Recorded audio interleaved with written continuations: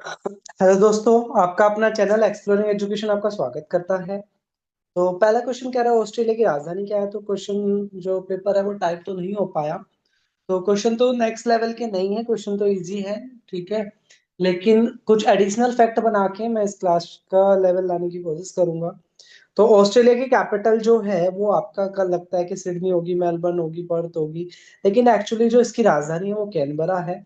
और बाकी बात करिए, पूछे कि दुनिया का सबसे जो ग्रेट बैरियर रीफ है वो कहाँ है, वो ऑस्ट्रेलिया के अंदर ही है। ठीक है, इसके अलावा बात करें हम दूसरे क्वेश्चन की, वो कह रहा है फादर ऑफ नेशन। तो फादर ऑफ नेशन सब जानते हैं, महात्मा गांधी जी। बाकी फैक्ट की बात करें, ऑटोबायोग्राफी किसकी ऑटोबायोग्राफी का नाम है, तो जवाहरलाल नेहरू। ठीक है, और दुनिया की सबसे जो ऊंची मूर्ति है, जो स्टैचू ऑफ यूनिटी के नाम से जानी जाती है, पहले स्टैचू ऑफ लिबर्टी हुआ करती थी, जो आपकी गुजरात के साबरमती के पास है। सुभाष चंद्र बोस ने कांग्रेस से अलग होकर फॉरवर्ड ब्लॉक बनाया था। ये चीज आपने याद रखनी है।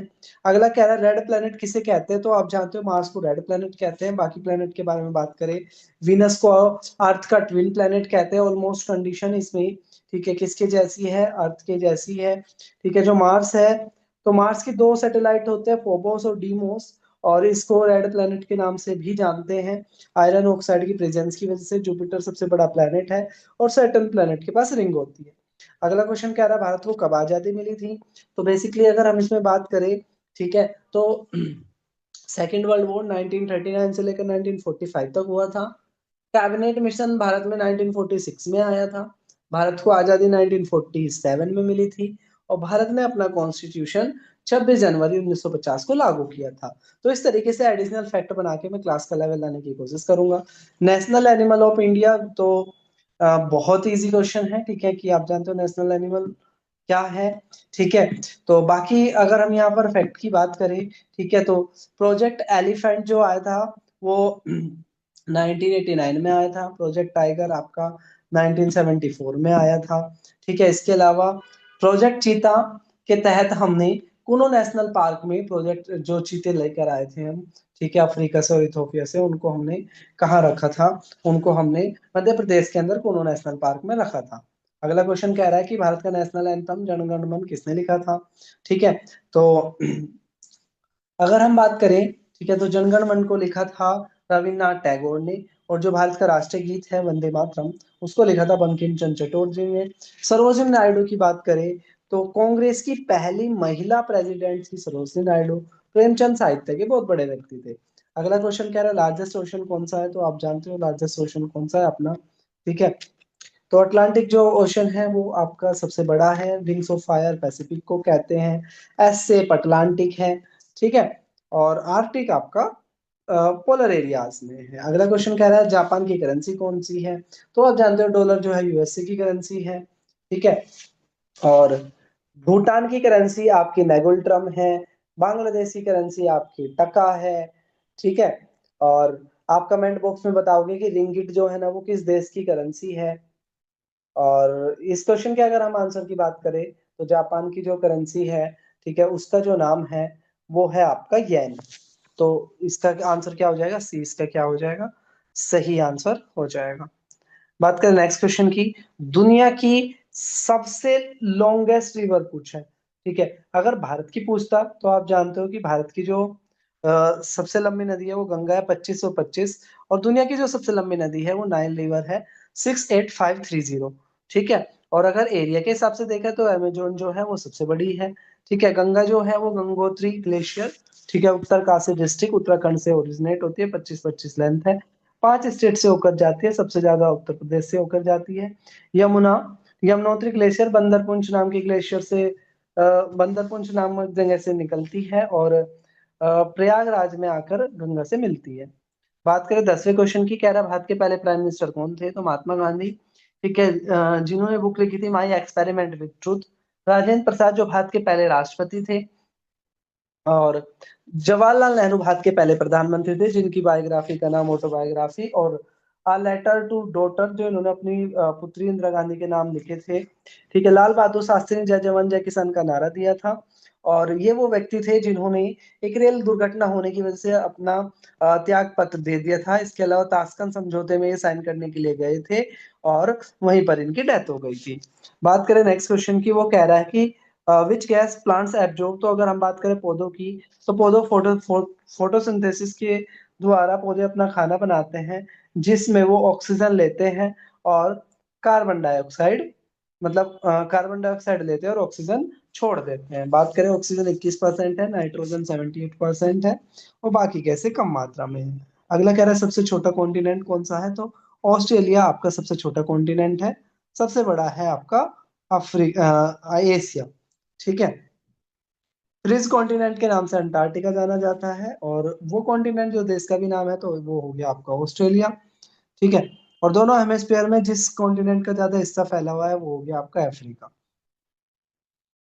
बात करें नेक्स्ट क्वेश्चन की, कह रहा है भारत का नेशनल फ्लावर कौन सा है, तो ठीक है, ये तो कोई सबको पता होता है कि भारत का नेशनल फ्लावर, ठीक है, क्या है। तो बढ़ते हैं हम अपने नेक्स्ट क्वेश्चन की तरफ।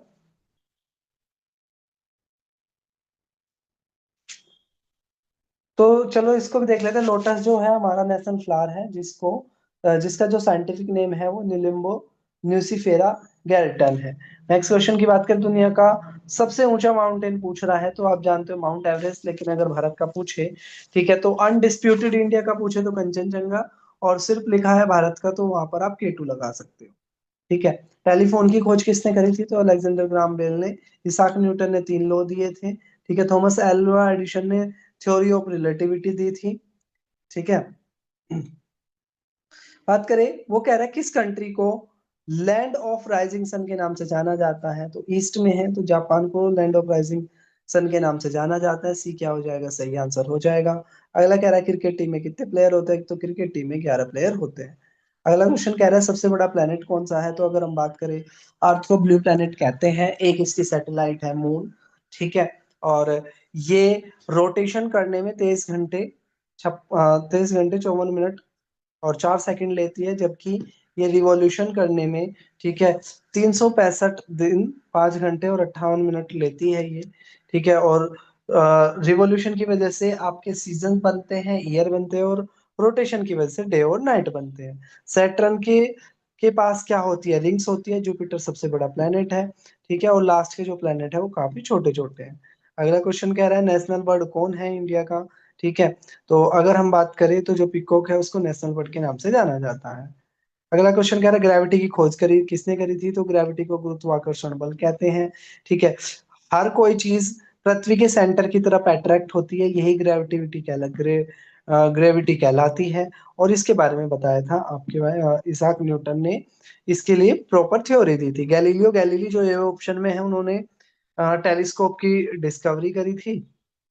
ठीक है, और कह रहा है सनलाइट में कौन सी विटामिन होती है, तो अगर हम बात करें, ठीक है, तो जो विटामिन ए पपीते वगैरह में पाई जाती है आंखों की रोशनी के लिए होती है। विटामिन बी बेरी बेरी से जुड़ी हुई होती है। विटामिन सी खट्टे फलों में पाई जाती है। ठीक है, और स्कर्वी बीमारी होती है। और विटामिन डी जो है वो रिकेट से जुड़ी हुई होती है। अगला क्वेश्चन कह रहा है भारत की कैपिटल बताइए। ठीक है, तो अगर हम भारत की कैपिटल की बात करें, तो जो भारत की जो कैपिटल दिल्ली है 1911 में घोषित हुई थी, उससे पहले कोलकाता हुआ करती थी। ठीक है, मुंबई को फिल्म सिटी ऑफ इंडिया के नाम से जाना जाता है। कोलकाता को सिटी ऑफ पैलेस के नाम से जाना जाता है। क्वेश्चन नंबर 23 की बात करें, वो कह रहा है which is the fastest land animal. तो एक्चुअली यहाँ पर ये पूछना चाह रहा है कि कौन सा सबसे तेज चलता है। ठीक है, फास्टेस्ट लैंड एनिमल की बात वो पूछ रहा है। तो फास्टेस्ट लैंड एनिमल की बात करें तो चीता इसका आंसर हो जाएगा। ठीक है, जिसकी जो स्पीड है वो 100 से लेकर 120 किलोमीटर तक है। ठीक है, यानी कि ये आपका 100 किलोमीटर के करीब लगभग सिर्फ 3 सेकंड में ही ट्रेवल कर लेता है। तो इसका आंसर हो जाएगा चीता। ठीक है, और अगला कह रहा है मिसाइल मैन ऑफ इंडिया, तो जो विक्रम साराभाई है, ठीक है, और जो होमी बाबा है, ये वो विक्रम साराभाई इसरो से जुड़े हुए थे, और होमी बाबा भी एटॉमिक उससे जुड़े हुए थे। एपीजे अब्दुल कलाम जो है उनको भारत के मिसाइल मैन साइंटिफिक प्रेसिडेंट के नाम से जाना जाता है। राजेंद्र प्रसाद भारत के पहले प्रेसिडेंट थे जिनको अजात शत्रु भी कहा जाता है। अगला क्वेश्चन कह रहा है कि इसको फेस्टिवल ऑफ लाइट कहा जाता है। ठीक है, तो यानी कि फेस्टिवल ऑफ लाइट का मतलब है कि प्रकाश का त्योहार किसको कहा जाता है। तो हमारे यहाँ पर त्योहार कौन सा होता है, दीपावली होता है। ठीक है, तो होली जो होली जो है वो फाल्गुन मंथ में आती है, कई बार ऐसे भी पूछ लेते हैं। और ईद जो है वो मुस्लिम कम्युनिटी का त्योहार है। और जो क्रिसमस है वो एक हफ्ते चलने वाला बेसिकली त्योहार है, और आपका क्रिश्चियंस कंट्रीज में क्रिसमस मनाया जाता है। तो ये था आज का मॉक टेस्ट। मॉक टेस्ट बहुत इजी था, लेकिन एडिशनल फैक्ट भी आपको साथ में याद रखने हैं। और कोई भी 10 एडिशनल फैक्ट आपको, ठीक है, बताने हैं अपनी पीडीएफ में। मतलब कोई भी आज की क्लास के जो मैंने एडिशनल 10 फैक्ट बताए हैं, ठीक है, वो भी आपको बताने हैं। उसके भी मार्क्स आपके एडिशनल में काउंट होंगे। ठीक है, यानी कि अभी इसमें 25 क्वेश्चन है। ठीक है, लेकिन अगर आप 10 एडिशनल फैक्ट बना बता देते हो तो आपको 30 में से मार्क्स आज के मिलेंगे। और फैक्ट वो होने चाहिए जो मैंने क्लास के टाइम बताए हैं। एडिशनल मतलब अलग से या खुद की एक्स्ट्रा की नॉलेज नहीं होनी चाहिए। जो मैंने बताया उनमें से कोई भी अगर आप 10 फैक्ट बताते हो तो आपको 5 मार्क्स और एक्स्ट्रा मिलेंगे, 30 में से आपकी मार्किंग होगी। तो फिर मिलेंगे हम एक और वीडियो में, तब तक के लिए टेक केयर, जय हिंद जय भारत।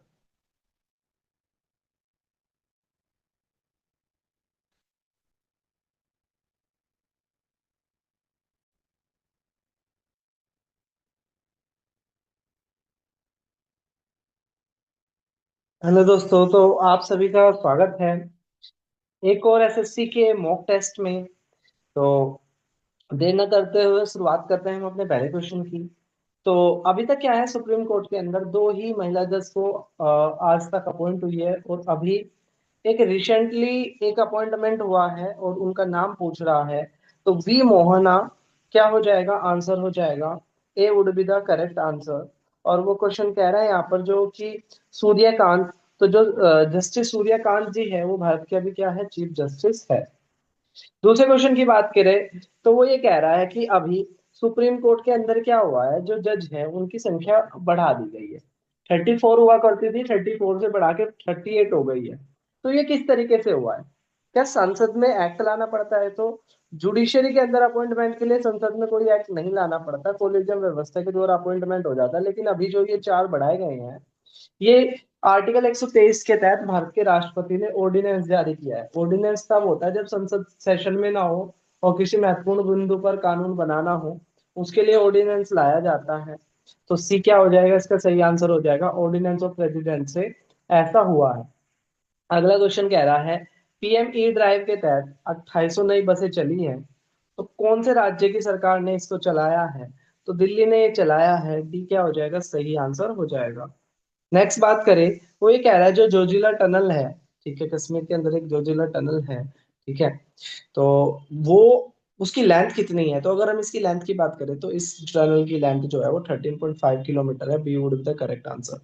नेक्स्ट बात करें तो वो कह रहा है जो नरेंद्र मोदी जी हैं उन्होंने क्या करा है, जवाहरलाल नेहरू जो भारत के पहले प्रधानमंत्री थे, तो प्रधानमंत्री तो 1947 में ही वो बन गए थे, लेकिन इलेक्टेड रूप से जितने दिन वो प्रधानमंत्री रहे थे उसका उनका रिकॉर्ड तोड़ दिया है नरेंद्र मोदी जी ने। और नंबर ऑफ डेज की अगर हम बात करें तो ये थे 4399। तो A would be the correct answer. Next बात करें तो वो ये कह रहा है कि गल्फ ऑफ एडन को और मलक्का स्ट्रेट को कौन सा डिग्री चैनल सेपरेट करता है? जिस तरीके से अंडमान और निकोबार को 10 डिग्री चैनल सेपरेट करता है, उसी तरीके से, ठीक है, गल्फ ऑफ एडन को और मलाक्का स्ट्रेट को 6 डिग्री चैनल सेपरेट करता है। तो ये जब हम 6 डिग्री की बात करते हैं तो 6 डिग्री लैटिट्यूड होता है। तो सी इसका सही आंसर हो जाएगा। अगला क्वेश्चन कह रहा है कि फुटबॉल जो है, फुटबॉल का 2026 का वर्ल्ड कप कहाँ होने जा रहा है? तो तीन देश मिलकर इसको करा रहे हैं, अमेरिका है, कनाडा है और मैक्सिको है। तो D would be the correct answer. Next question की बात करें, इंटरनेशनल योगा डे, जैसे आप जानते हो 21 जून को इंटरनेशनल योगा डे मनाया जाता है। और इसकी शुरुआत भारत के प्रस्ताव पर 2014 से हुई थी, ठीक है, और बी क्या हो जाएगा, इसका सही आंसर हो जाएगा। नेक्स्ट बात करें, वो ये कह रहा है एक फुटबॉल का टूर्नामेंट होता है सैप करके, ठीक है, तो महिला का जो इसकी जो चैंपियनशिप है ये किसने जीत लिया है? तो भारत ने बांग्लादेश को हराकर ये जीत लिया है। और भारत ऐसा 6 बार भारत ऐसा कर चुका है। ये क्या हो जाएगा, सही आंसर हो जाएगा। अगला क्वेश्चन कह रहा है E85 आजकल चर्चाओं में है। तो एक्चुअली ये E85 है क्या? तो बेसिकली क्या है, तो अब क्या किया जा रहा है, 85% इथेनॉल को ब्लेंड किया जा रहा है, और इस कंपनी को ऑपरेशनलाइज जो कर रही है उस कंपनी का क्या नाम है, तो इंडियन ऑयल। भी क्या हो जाएगा, सही आंसर हो जाएगा। नेक्स्ट बात करें क्वेश्चन नंबर 11 की। वो ये कह रहा है प्रधानमंत्री जी की एक इकोनॉमिक एडवाइजरी काउंसिल हुआ करती है, जिसको हम पीएम के नाम से जानते हैं, economic advisory council to the PM. तो उसके जो चेयरपर्सन कौन है, तो बेसिकली अब इसके चेयरपर्सन की बात करें तो महेंद्र देव जी इसके चेयरपर्सन है। और बाकी जो ये मेंबर है, संजीव कुमार मिश्रा, संजीव सान्याल और संबिका रवि, ये इसके 3 परमानेंट मेंबर है। इसमें टोटल 15 मेंबर होते हैं, जिसमें से एक चेयरमैन है, 3 परमानेंट मेंबर है और 11 नॉन परमानेंट मेंबर होते हैं। नेक्स्ट बात करें, वो ये कह रहा है कि ऑपरेशन ब्लू स्टार, तो बेसिकली क्या हुआ था कि गुरुद्वारे के अंदर, ठीक है, अमृतसर के गुरुद्वारे के अंदर कुछ आतंकवादी वहां पर शरण लिए हुए थे, और भारत सरकार ने उनको निकालने के लिए क्या चलाया था, ऑपरेशन ब्लू स्टार चलाया था। तो ये ऑपरेशन ब्लू स्टार की कौन सी एनिवर्सरी है, तो ऑपरेशन ब्लू स्टार की 42वीं एनिवर्सरी है। अगला क्वेश्चन है, वो ये पूछ रहा है कि अभी एक हमारा जो आरबीआई है, इस आरबीआई के अंदर क्या होता है, ठीक है, आरबीआई के अंदर एक गवर्नर होते हैं और 4 डिप्टी गवर्नर होते हैं, 4 डिप्टी गवर्नर होते हैं। तो इन जो डिप्टी गवर्नर में एक डिप्टी गवर्नर का क्या हुआ है, दोबारा से रीअपॉइंटमेंट हुआ है। तो क्वेश्चन ये पूछ रहा है कि उनका क्या नाम है जिनका अपॉइंटमेंट हुआ है, ठीक है। तो बेसिकली अगर हम बात करें, तो ये जो हुआ है आपका, ठीक है, ये स्वामीनाथन जानकी रमन जी का हुआ है, ठीक है, ई क्या हो जाएगा, सही आंसर हो जाएगा। और बाकी जो है ये, ठीक है, संजय मल्होत्रा जी आरबीआई के गवर्नर है, और पूनम गुप्ता, शिरीष चंद्रा, रोहित जैन, ठीक है, ये आरबीआई के डिप्टी गवर्नर है। बात करें क्वेश्चन नंबर 14 की। क्वेश्चन नंबर 14 ये कह रहा है, एक बुक लिखी गई, मुजफ्फरनगर में कुछ सालों पहले एक दंगा हो गया था, और उस दंगे को लेकर अभी एक बुक लिखी गई है, और किसने लिखी है, बी वुड बी द सही B would be the correct answer. जो सैसु ने इस बुक को लिखा है, ठीक है, बुक का नाम क्या है, ठीक है, बुक का नाम है the ones and future Riot. बात करें हम नेक्स्ट क्वेश्चन की, क्वेश्चन नंबर 15। तो वो कह रहा है कि पहलाज नीलहानी जी की डेथ हो गई है 76 ईयर की एज में, वो कौन से संस्था से जुड़े हुए थे? तो अगर हम इनकी बात करें तो सेंट्रल बोर्ड ऑफ, ठीक है, Central Board of Film Certification से ये जुड़े हुए थे। A would be the correct answer. Next बात करें क्वेश्चन नंबर 16। क्वेश्चन नंबर 16 ये कह रहा है, किस राज्य ने अन्नपूर्णा भंडार स्कीम जारी करी है, जिसके तहत क्या होगा, मंथली पैसे मिलेंगे, और पहले यहाँ पर एक लक्ष्मी करके योजना हुआ करती थी, उसको रिप्लेस किया गया है, और वेस्ट बंगाल ने ऐसा किया है। सी क्या हो जाएगा, सही आंसर हो जाएगा। बात करें क्वेश्चन नंबर 17 की। तो बेसिकली क्या है, एक नीलगिरी तहर नाम का जानवर है, और बेसिकली आपका ये तमिलनाडु और केरला में मिलता है। और तमिलनाडु ने अभी एक सर्वे कराया था, जिसमें पता चला है कि इनकी जो पॉपुलेशन है वो 1346 है, और 6.4 का उसमें क्या हुआ है, इम्प्रूवमेंट हुआ है। अब यहाँ पर ये कह रहा है कि इस नीलगिरी तहर के तहत का यूसीएन यूसीएन क्या करती है, और जो आपके एनिमल है इनकी ना लिस्ट बनाती है। इसमें एक तो होता है एक्सटिंक्ट, एक्सटिंक्ट होता है जो खत्म हो गए हैं, एक होता है क्रिटिकल इंडेंजर्ड जो खत्म होने की कगार पर है, एक होता है डेंजर्ड जिन पर खत्म होने का खतरा है, ठीक है। तो यूसीएन स्टेटस क्या है नीलगिरी तहर का, तो ये इंडेंजर्ड है, सी भी क्या हो जाएगा, सही आंसर हो जाएगा। बात करें क्वेश्चन नंबर 18 की। वो ये कह रहा है, यूएन के 81वें 80th यूएन जनरल असेंबली के हेड कौन बने हैं, तो बांग्लादेश के खलीलुर रहमान बने हैं। ये क्या हो जाएगा, सही आंसर हो जाएगा। बात करें क्वेश्चन नंबर 19 की। वो ये कह रहा है, ई जागृति ऐप जिसको अभी 29वें नेशनल ई गवर्नेंस अवार्ड के अंदर भी जिसको छाटा गया है, तो वो पूछ रहा है ई जागृति ऐप किससे जुड़ा हुआ है, क्या ब्लड की डोनेशन से जुड़ा हुआ है, या इकोनॉमी के सर्कुलर फ्लो से जुड़ा हुआ है, या कुंभ की मैनेजमेंट से जुड़ा है, तो कुंभ की मैनेजमेंट से जुड़ा है। सी क्या हो जाएगा, सही आंसर हो जाएगा। अब लास्ट 20वें क्वेश्चन की बात करें, जो अपना लास्ट क्वेश्चन होगा, वो ये कह रहा है कि पहले क्या हुआ करता था, इमिग्रेशन और फॉरेनर रूल 2025 था, जिसके तहत क्या था, आपके जब 180 पूरे दिन होने वाले हैं, उससे 14 दिन पहले, ठीक है, 14 दिन पहले आप अगर फर्दर रुक रहे हो तो उसके लिए आपको इन्फॉर्म करना होता था, रजिस्टर करना होता था, बताना जरूरी होता था। लेकिन अब इमिग्रेशन और फॉरेनर जो रूल 2025 है, इसमें एक सुधार किया गया है और इसमें ये कहा गया है कि 180 दिन से कभी भी, ठीक है, मतलब 14 दिन की जो डेडलाइन थी कि 14 दिन पहले ही करना पड़ेगा, वो हट गया है। तो डी क्या हो जाएगा, इसका सही आंसर हो जाएगा। तो ये था आज का मॉक टेस्ट। आपको क्लास को लीव करने से पहले ये बताना है कि आपके कितने मार्क्स इसमें बन रहे हैं। तो फिर मिलेंगे हम इसी तरह के किसी एक नए जीके के मॉक टेस्ट में। तब तक के लिए टेक केयर। जय हिंद, जय भारत।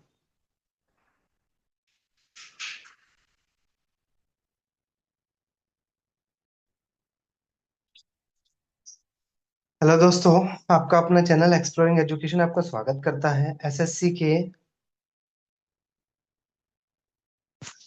के मॉक टेस्ट में।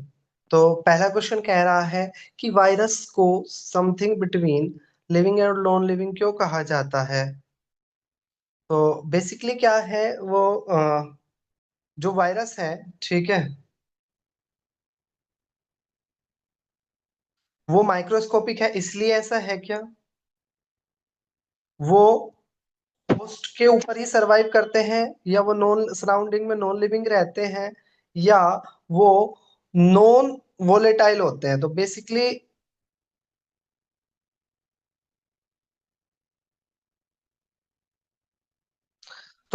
क्या है, जब तक एक वायरस इन्वायरमेंट में है वो नॉन लिविंग है, और जैसे ही वो होस्ट के शरीर के अंदर जाता है तो वो लिविंग हो जाता है।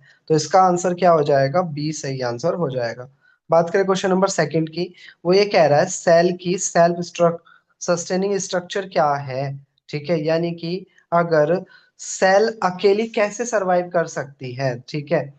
तो सेल के दो पार्ट ऐसे हैं, एक प्लास्टिड और एक माइटोकॉन्ड्रिया, क्योंकि इनके पास अपना डीएनए होता है, अपना राइबोसोम्स होता है, और ये अपना खाना खुद भी बना सकते हैं, इसलिए प्लास्टिड्स और माइटोकॉन्ड्रिया दो ऐसे पार्ट हैं जिनको सेल की सेल्फ सस्टेनिंग स्ट्रक्चर के नाम से जाना जाता है। तो सी क्या हो जाएगा, सही आंसर हो जाएगा।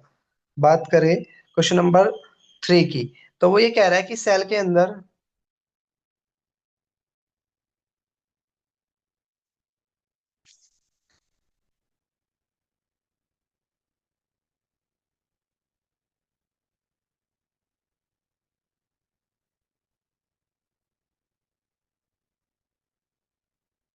तो वो ये कह रहा है कि सेल की जो एनर्जी करेंसी यूनिट है उसको क्या कहते हैं। तो बेसिकली बात करें, सेल के अंदर जो सेल वॉल है वो सेलुलोज की बनी होती है, और क्लोरोप्लास्ट के पास क्लोरोफिल होती है, और जो सेल के अंदर कोई भी जो एनर्जी बनती है वो एटीपी में टूटती है, एडिनोसाइन ट्राइफॉस्फेट। सी क्या हो जाएगा, सही आंसर हो जाएगा। क्वेश्चन नंबर फोर की बात करें, तो क्वेश्चन नंबर फोर वो कह रहा है कि इसमें से रॉन्ग बताओ।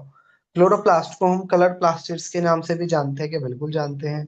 ये सिर्फ ग्रीन कलर का ही होता है क्या, ये क्रोमोप्लास्ट में होता है क्या, और ये फोटोसिंथेसिस में हेल्प, जब क्लोरोफिल है तो फोटोसिंथेसिस में हेल्प करेगा ही करेगा। और इसका जो बेस स्टेटमेंट है वो रॉन्ग है, क्योंकि ये जो क्लोरोप्लास्ट है ये और बाकी कलर में भी मौजूद होता है, ठीक है, येलो और ऑरेंज कलर में भी ये मौजूद होता है। तो बी इसका क्या हो जाएगा, सही आंसर हो जाएगा। बात करें नेक्स्ट क्वेश्चन की।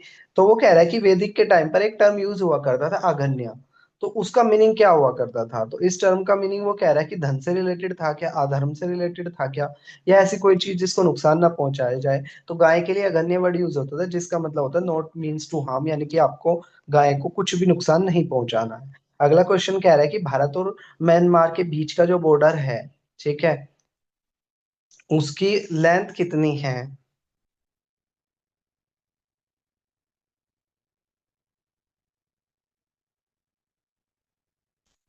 तो बेसिकली बात करें, इंडिया और नेपाल के बीच का जो बॉर्डर है, ठीक है, उसकी जो लेंथ है वो 1640 किलोमीटर है। भारत और अफगानिस्तान के बीच की जो लेंथ है वो 107 है, ठीक है, और जो भारत और पाकिस्तान की करीब 3300 है। और बांग्लादेश से जो बड़ा है वो है 4। ये क्या होगा? इस क्वेश्चन का जो सही आंसर हो जाएगा वो सी हो जाएगा। बात करें क्वेश्चन नंबर सेवन की। वो ये कह रहा है अभी जो आईपीएल है वो कंक्लूडेड हुआ है, तो क्वेश्चन ये पूछ रहा है कि आईपीएल में जो ऑरेंज कैप मिलती है वो किसको दी जाती है। तो बेसिकली बात करें, पर्पल कैप तो सबसे ज्यादा विकेट लेने वाले को मिलती है, और जो ऑरेंज कैप है वो सबसे ज्यादा रन बनाने वाले को मिलती है। तो डी इसका सही आंसर हो जाएगा। वो कह रहा है काला पानी का एक इशू है और कौन से देश के साथ है, तो बेसिकली 1815 में नेपाल के साथ एक ट्रीटी ऑफ सुगाली हुई थी। और ये ट्रीटी ऑफ सुगाली ये कहती है कि जो ये शारदा जो रिवर है जिसको महाकाली या काली के नाम से भी जाना जाता है, वो भारत और नेपाल के बीच की बाउंड्री बनाएगी। बात करें क्वेश्चन नंबर 9 की, तो वो कह रहा है कि वैदिक टाइम पर एक टर्म यूज हुआ करता था, लोहित अयस। ठीक है, एक श्याम अयस वर्ड यूज हुआ करता था, एक लोहित अयस यूज वर्ड हुआ करता था। तो जो श्याम अयस है, ठीक है, वो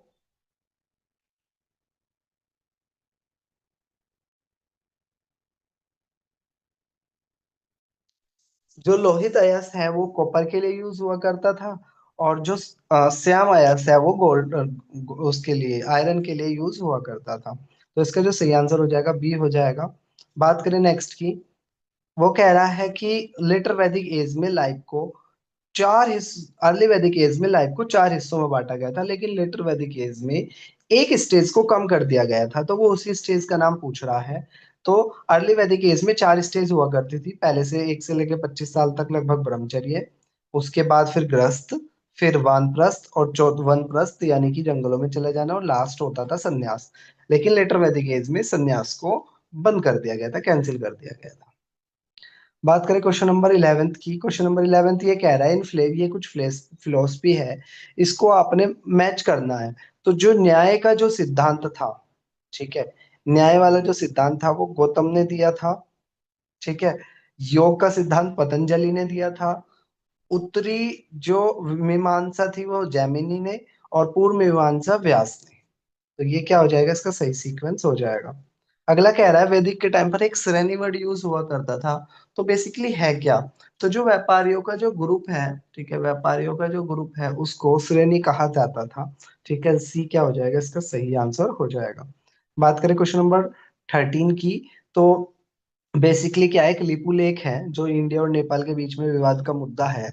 तो वो कह रहा है ये है कहाँ, तो इसके सारे ही ऑप्शन हो जाएंगे, पिथौरागढ़, कुमाऊं हिमालय, उत्तराखंड। ठीक है, पिथौरागढ़ जगह है कुमाऊं हिमालय में, उत्तराखंड में, डिस्ट्रिक्ट में।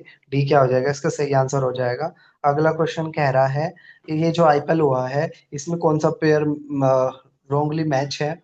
सबसे ज्यादा वैल्यूएबल प्लेयर का वैभव सूर्यवंशी को, ऑरेंज कैप सबसे ज्यादा रन बनाने पर वैभव सूर्यवंशी को, पर्पल कैप कैसिगो रबाडा को, इमर्जिंग प्लेयर भी वंशी को। तो सारे के सारे ही प्लेयर सही है, कोई भी इसमें रॉन्गली मैच नहीं है।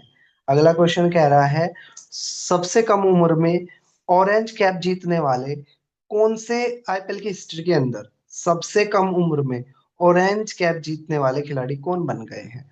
ठीक है, तो अब ये जैसे हमने देखा कि सबसे ज्यादा जो सबसे बेस्ट जो कैच मिला है वो मनीष पांडे को, साई सुदर्शन ने सबसे ज्यादा फोर लगाए हैं, कैसिगो रबाडा ने सबसे ज्यादा विकेट लिए हैं, और वैभव सूर्यवंशी ने, ठीक है, क्या करे हैं, सबसे ज्यादा रन बनाए हैं। तो उसको पिछले वाले क्वेश्चन का आंसर वैभव सूर्यवंशी। अगला कह रहा है सिंगापुर ओपन किसने जीत लिया है, तो साई सात्विक, राज रंकी रेड्डी और चिराग शेट्टी की जोड़ी ने मिलकर फजर एफियान और मोहम्मद सोहिबुल फिक को हराया है। तो इसका जो आंसर हो जाएगा ए और बी दोनों हो जाएंगे। बात करें क्वेश्चन नंबर 17 की, तो क्वेश्चन नंबर 17 ये कह रहा है कि सबसे ज्यादा कोस्ट लाइन किस राज्य की है, क्या गुजरात की है, क्या महाराष्ट्र की है, तमिलनाडु की है, कर्नाटका की है। तो सबसे बड़ी कोस्ट लाइन की बात करें, तटीय क्षेत्र की बात करें, तो गुजरात की सबसे बड़ी कोस्ट लाइन है। ये क्या हो जाएगा, सही आंसर हो जाएगा। बात करें सिंगरेला डायलॉग, तो सिंगापुर के अंदर एक सिंगरेला डायलॉग होता है जो बेसिकली डिफेंस मिनिस्टर के द्वारा अटेंड किया जाता है। बी क्या हो जाएगा, इसका सही आंसर हो जाएगा। बात करें क्वेश्चन नंबर 19 की, जो कोई भी मूविंग फैन है, मूविंग फैन कह लो या मोटर कह लो, तो जितने भी जिन भी चीजों में मोटर होते हैं, ठीक है, वो किस सिद्धांत पे काम करते हैं, तो फ्लेमिंग के लेफ्ट हैंड रूल पे काम करते हैं, और जो जनरेटर होते हैं वो फ्लेमिंग के राइट हैंड रूल पे काम करते हैं। तो इस क्वेश्चन का जो आंसर आ जाएगा वो आ जाएगा ए। क्वेश्चन नंबर 20वें की बात करें, तो देखो अभी इंडिया इंडियन रुपीस और डॉलर का इशू चल रहा है। तो फ्लेक्सिबल एक्सचेंज रेट किसे कहते हैं, तो फ्लेक्सिबल एक्सचेंज रेट उसे कहते हैं जिसमें जो इंडिया रुपीस के मुकाबले डॉलर की कीमत क्या होगी, ये उसकी मार्केट में होने वाली डिमांड और सप्लाई पे डिपेंड करेगा। आप जानते हो किसी चीज की जब डिमांड बढ़ जाती है तो उसके प्राइसेस भी बढ़ जाते हैं। और ऐसे ही अगर किसी चीज की सप्लाई कम हो जाती है तो उसके प्राइसेस बढ़ जाते हैं। तो इसी कॉन्सेप्ट पे आधारित अगर फॉरेन करेंसी की वैल्यू डिटरमाइन होती है तो उसे फ्लेक्सिबल एक्सचेंज रेट कहते हैं। बात करें क्वेश्चन नंबर 21, वो ये कह रहा है कि जो भारत के जो प्रेसिडेंट है वो जो हमारी जो आर्म फोर्सेस है, तीनों फोर्सेस है उनके हेड है, और हमने कमांडिंग ऑफिसर की भी बनाई थी सीडीएस। तो बेसिकली क्या है, दोनों स्टेटमेंट सही है लेकिन आपस में कोई कनेक्शन नहीं है, तो आंसर आ जाएगा इसका बी। असर्शन और रीजन दोनों सही है लेकिन आपस में कोई कनेक्शन नहीं है। अगला कह रहा है कि इंडिया और नेपाल के बीच में जो बाउंड्री है उसको काली नदी डिटरमाइन करती है, और ये 1815 में होने वाले ट्रीटी ऑफ सुगाली में हुआ था। तो अससन रीजन सही है और रीजन इसको एक्सप्लेन करता है, इस वजह से इसका ऑप्शन जो हो जाएगा वो ए हो जाएगा। लेटर वैदिक एज पीरियड में जो लोग थे वो पेस्टोरल थे। पेस्टोरल ऐसे लोगों को बोलते हैं जो पशुपालन पे जिनकी कमाई टिकी हुई होती है, और उनकी कमाई का जो मेन आधार होता है, ठीक है, वो पशुपालन ही होता है। ऐसे लोगों को हम पेस्टोरल कहते हैं। ठीक है। रीजन कह रहा है एग्रीकल्चर डोमिनेट करती थी क्या, तो ये देखो भाई कॉन्ट्राडिक्टरी ये बात है। ठीक है। एग्रीकल्चर डोमिनेट करेगी तो पेस्टोरल क्यों कहलाएगा, तो असर्सन सही है।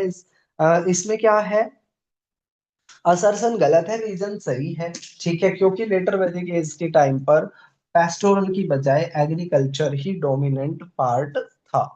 बात करें क्वेश्चन नंबर 24 की, वो कह रहा है कि आर्यंस जो थे वो सप्त सिंधु क्षेत्र में रहते थे। सप्त मतलब सात, और सिंधु मतलब उसकी सहायक नदी। तो इस सप्त सिंधु क्षेत्र में, ठीक है, इंडस, उसकी 5 सहायक नदी, और इन एडिशन में गंगा थी, लेकिन इन एडिशन में गंगा नहीं थी। ठीक है, इन एडिशन में एक नदी थी सरस्वती। इस तरीके से टोटली 7 नदी हो गई थी। सिंधु सिंधु, उसकी 5 सहायक नदी और सरस्वती। इस वजह से इस क्षेत्र को सब सिंधु क्षेत्र के नाम से जानते थे। 25वें क्वेश्चन की बात करें, जो दो तरह का सेल डिवीजन होता है। सेल्डन और सवाल ने एक सेल थ्योरी दी थी जो ये कहती थी कि एक सेल है वो टूट के नई सेल बनती रहेगी, और ऐसा कॉन्टिन्यूअसली प्रोसेस होता रहेगा। इसको सेल डिवीजन कहते थे। सेल डिवीजन दो तरह का था, एक माइटोसिस, एक मियोसिस। माइटोसिस में एक सेल दो हिस्सों में टूटा करती थी, और नंबर ऑफ क्रोमोसोम्स थे वो सेम रहा करते थे। लेकिन मियोसिस के अंदर क्या होता था कि जो डॉटर सेल है उसमें नंबर ऑफ क्रोमोसोम्स की संख्या आधी हो जाया करती थी। और तो पहला पॉइंट कह रहा है मिटोसिस सेल में नंबर ऑफ क्रोमोसोम सेम रहते हैं, बात तो सही है। ठीक है, और ये डिवीजन रिप्रोडक्शन में हेल्प करता है। ठीक है, तो दोनों ही बातें सही है।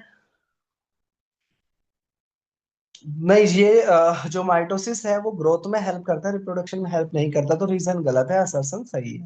तो ये था हमारा मॉक टेस्ट। आपको क्लास को लीव करने से पहले बताना है कि आपके मार्क्स कितने बन रहे हैं।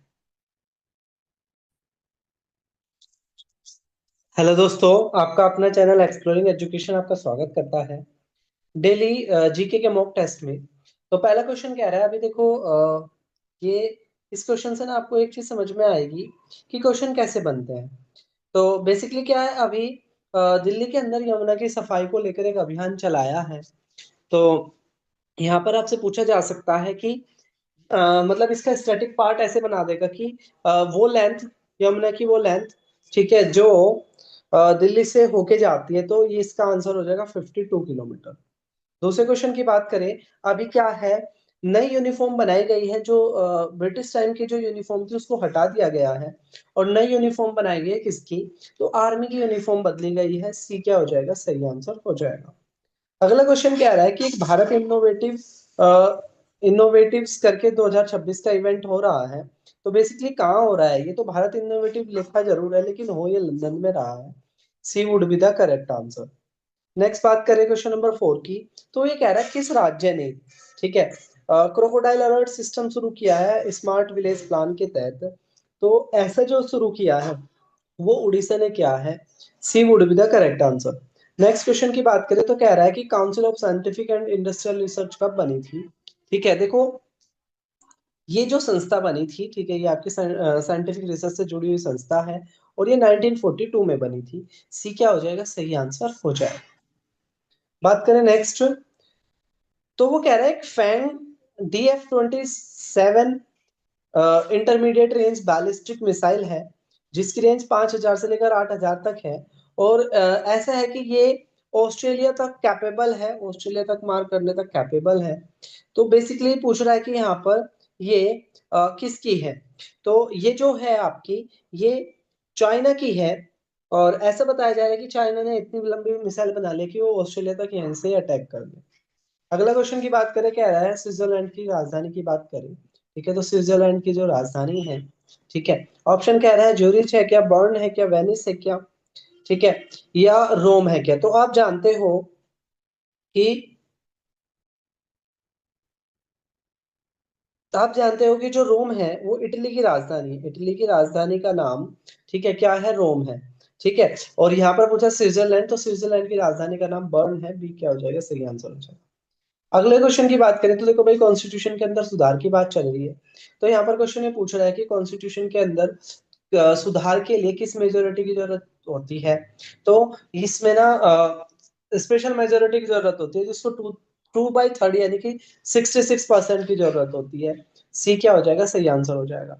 अभी एक टर्म चल रहा है स्विस ब्रेक्सिट। तो पहले तो बात चली थी ब्रेक्सिट की, यानी कि ब्रिटेन का यूरोपियन यूनियन से अलग होना।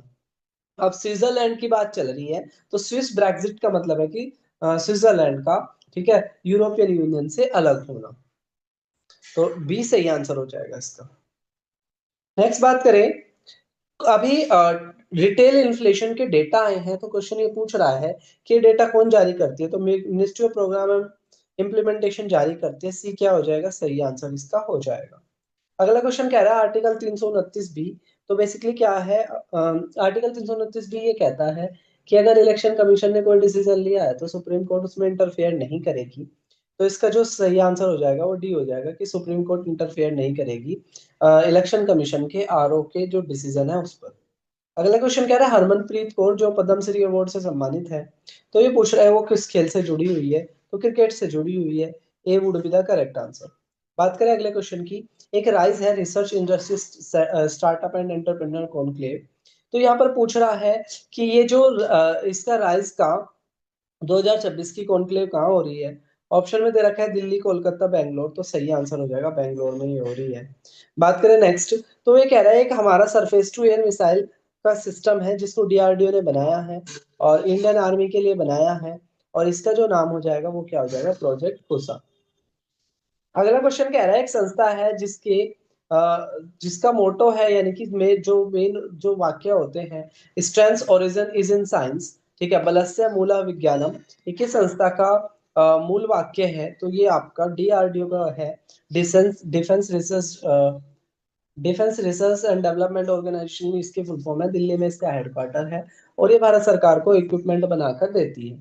नेक्स्ट क्वेश्चन की बात करें, वो ये कह रहा है कि world economic forum global gender gap index के जारी करता है। तो यहाँ से दो क्वेश्चन आपके बनते हैं कि ग्लोबल जेंडर गैप इंडेक्स कौन जारी करता है? तो वर्ल्ड इकोनॉमिक फोरम जारी करता है। और वर्ल्ड इकोनॉमिक फोरम की जो ये इंडेक्स में भारत की रैंक कितनी रही है? ठीक है, तो ये नन ऑफ दीज इसमें सही आंसर हो जाएगा, क्योंकि भारत की रैंक 129 हुआ करती थी और अब भारत की रैंक हो गई है 131। ठीक है, और टोटल 148 कंट्रीज पे ये रिसर्च की गई है। बात करें हम अगले क्वेश्चन की, क्वेश्चन नंबर 17 की, वो ये कह रहा है कि थाईलैंड जिसकी राजधानी बैंकॉक है, वो किस कॉन्टिनेंट में है? ठीक है, किस महाद्वीप के अंदर है? ठीक है, तो जो थाईलैंड है वो आपका एशिया का एक कंट्री है। ठीक है, एशिया कॉन्टिनेंट का कंट्री है थाईलैंड। तो डी क्या हो जाएगा? सही आंसर हो जाएगा। अगला क्वेश्चन कह रहा है, देखो ये मैं आपको इस क्वेश्चन से समझाने की कोशिश करता हूँ कि क्रम से कैसे क्वेश्चन बनते हैं। तो अभी 1970 के वर्ल्ड कप जिताने वाले इन खिलाड़ी की डेथ हो गई। ठीक है, तो 1970 का जो फीफा का जो वर्ल्ड कप था वो ब्राजील ने जीता था, और इनके जो मेन खिलाड़ी थे वो उनकी अभी हाल ही में डेथ हुई है। तो इस वजह से वहां से क्वेश्चन बना है। क्वेश्चन नंबर 19 की बात करें, तो फाइट जो है वो आपका चेस से जुड़ी हुई एक संस्था का नाम है, और पूछ रहा है इसके हेड कौन है? ठीक है, तो एक्रेडे ए क्या हो जाएगा? इसका सही आंसर हो जाएगा। ठीक है, और जो अब फीफा वर्ल्ड कप हो रहा है, तो फीफा के जो हेड है वो गायनी इन्फेंटियो है। ये आपने याद रखना है। तो सी है वो फीफा के हेड है। बात करें क्वेश्चन नंबर 20 की। ठीक है, क्वेश्चन नंबर 20 की बात करें, तो वो ये कह रहा है कि ये फीफा का कौन सा एडिशन होगा? ठीक है, फीफा का ये कौन सा एडिशन होने वाला है? तो फीफा का ये 23rd एडिशन होने वाला है, 23वां एडिशन होने वाला है, जिसमें, ठीक है, 48 कंट्री खेलेगी, 48 कंट्री खेलेगी। ठीक है, बी क्या हो जाएगा, सही आंसर हो जाएगा, सॉरी, ए सही आंसर हो जाएगा और 48 देश इसमें खेल रहे हैं। तो ये था हमारा आज का मॉक टेस्ट। जल्दी हम मिलेंगे एक मॉक टेस्ट के साथ, तब तक के लिए जय हिंद जय भारत।